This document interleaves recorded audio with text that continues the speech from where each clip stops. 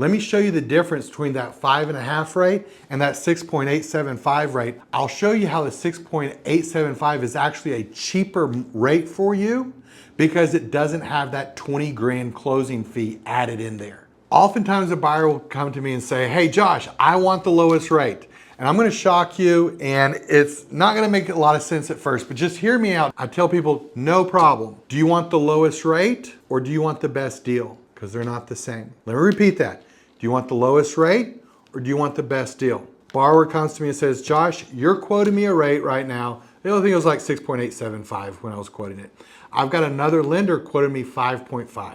I told him, I said, man, listen, here's the deal. We're not comparing apples to apples.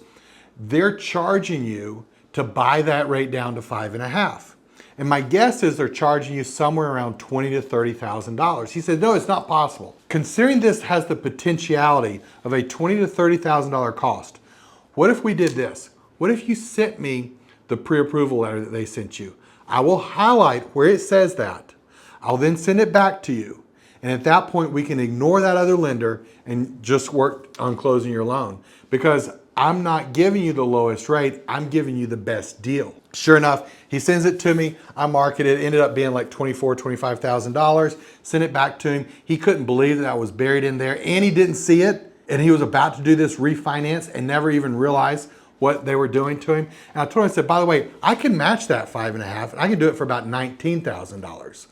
But let me show you the difference between that 5.5 rate and that 6.875 rate over the next 5 years. And I'll show you how the 6.875 is actually a cheaper rate for you because it doesn't have that 20 grand closing fee added in there. So once we took that 20 grand and added it on that low rate actually became the most expensive mortgage product for him.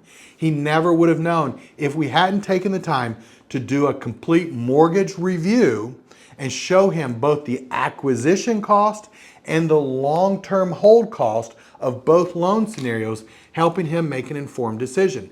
If you're buying a house, you deserve to see not only the cost of the loan, but also the long-term cost of holding on to the loan. If your lender isn't showing you the long-term cost, they're only showing you half of the equation. You deserve to see the other side of the coin, because the other side of that coin may be the difference in you saving money or wasting money.